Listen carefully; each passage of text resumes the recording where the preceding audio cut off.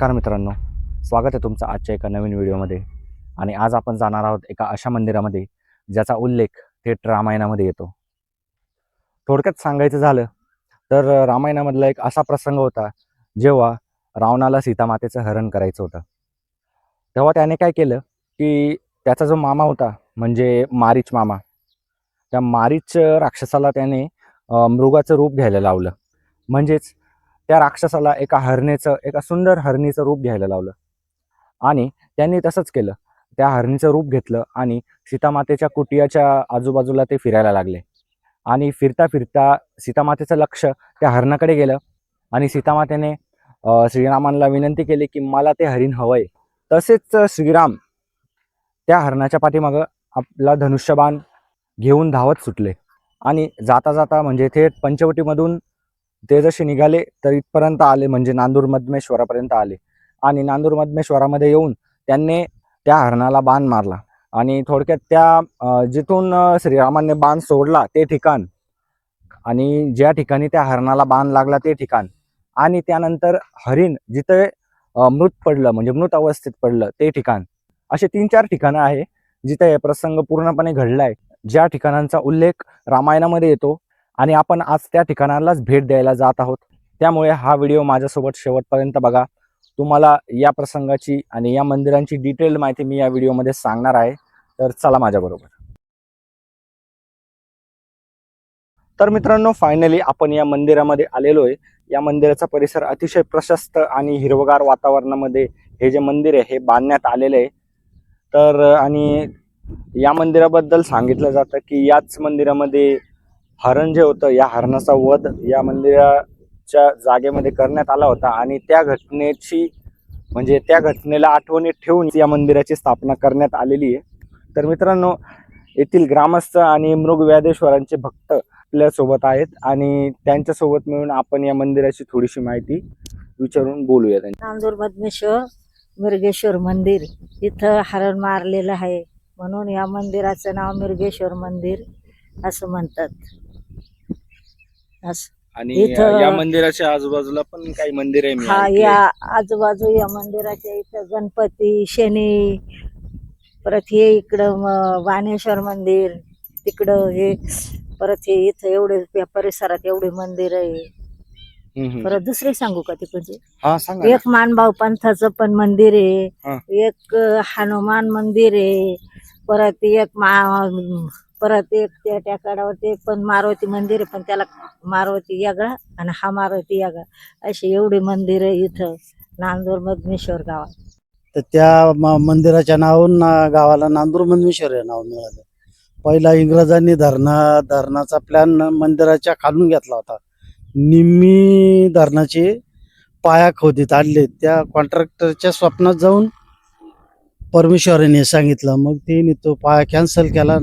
धरण पाण्यात बुडू नये म्हणून मग धरणाच्या पाठीमागे इंग्रजांच्या काळामध्ये ते नवीन धरण बांधून घेतलं. म्हणजे ते एक जागृत स्थान आहे. नाही तर त्या टायमाला त्यांना माहीत नव्हतं, तर त्यांनी खुशाल धरण पाण्यात येईल अशा सोयीना धरण बांधायचा विचार केला होता. श्रीरामाने जो बाण मारला जिथून मारला तिथं रामेश्वर नाव दिलं गेलं, त्या बाणेश्वर नाव दिलं गेलं त्याला. तिथं संगम आहे, त्रिवेणी संगम आहे 3 नद्यांचा. आणि तिथून जो बाण मारला तो नांदूर मधमेश्वरला, जिथं बाण लागला तिथं मृगव्याधेश्वराचं मंदिर बांधलं गेलं. आणि ते मृग सिद्ध झाला, म्हणजे तो मारीचे राक्षसाच्या रूपात आला, तिथं सिद्ध झाला म्हणून सिद्धेश्वराचं मंदिर बांधलं तिथं. ते मंदिर पण इथंच? हो, नांदूर मध्येच आहे मधमेश्वर हे सिद्धेश्वर मंदिर म्हणून. तर मित्रांनो, मृगव्याधेश्वर मंदिराच्या परिसरातलं पहिलं मंदिर आपण बघतो ते रखमभट मंदिर. रखमभट हे या मंदिराचे सुरुवातीचे पहिले पुजारी मानले जातात आणि त्यांच्या मृत्यूनंतर त्यांच्या स्मरणार्थ हे मंदिर मराठा होळकरांकडून बांधण्यात आले आहे.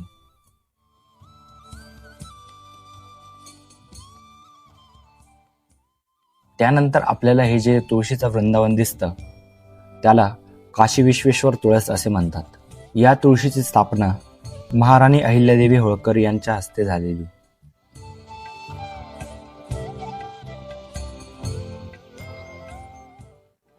त्यानंतर हे आहे ते गणपती मंदिर.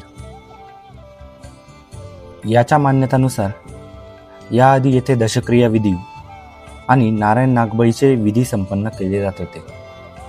पण कालांतरानं हे सर्व विधी त्र्यंबकेश्वर येथे करण्यात जाऊ लागले. तर मित्रांनो, हे आहे इथलं अत्यंत पुरातन काळातील शनी मंदिर, ज्याची बांधणी ही आत्ताच नव्याने परत करण्यात आलेली आहे.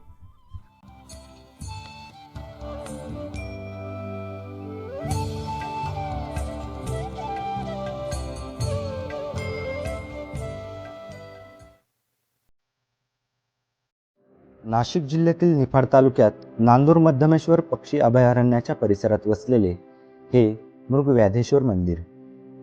शांत निसर्ग, नदीचा संगम आणि प्राचीन इतिहासामुळे हे ठिकाण विशेष महत्त्वाचं मानलं जातं. रामायणातील कथा आपल्याला माहीतच आहे.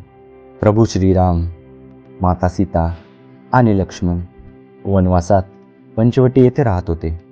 त्याचवेळी रावणाने माता सीतेचे अपहरण करण्यासाठी एक योजना आखली. या योजनेत त्याला मदत केली मारीच नावाच्या राक्षसाने. मारीचने एक अत्यंत चमकदार सोन्याच्या हरणीचं रूप धारण केलं. ते हरिण इतकं आकर्षक दिसत होतं की माता सीतेचं लक्ष त्याच्याकडे गेलं आणि त्यांनी प्रभू श्रीरामांना ते हरिण पकडून आणायची विनंती केली.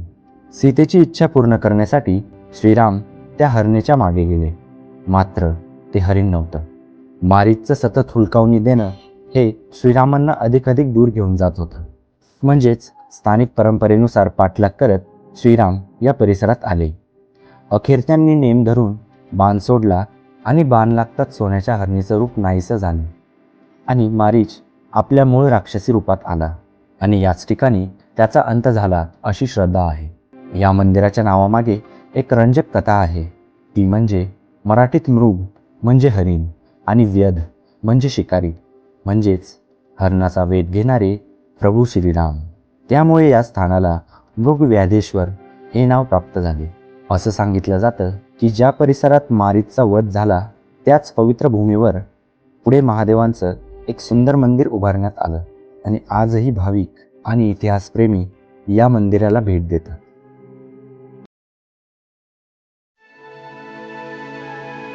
तर मित्रांनो, हे होतं मृगव्याधेश्वर मंदिर, जिथे रामायणातील सुवर्णमृगाच्या कथेशी जोडलेला एक महत्त्वाचा अध्याय आजही जिवंत आहे. पण खरं सांगायचं तर ही कथा अजूनही पूर्ण झालेली नाही. कारण आता प्रश्न असा पडतो की प्रभू श्रीरामांनी तो बाण सोडला कुठून होता. त्या ठिकाणीही मी जाऊन आलेलो आहे आणि त्याचा इतिहासही खूप रंजक आहे. तर पुढच्या भागात आपण भेट देणार आहोत बाणेश्वर मंदिराला. त्यामुळे व्हिडिओ आवडला असेल तर लाईक करा. तर भेटूया पुढच्या भागात एका आणखी रोचक प्रवासात.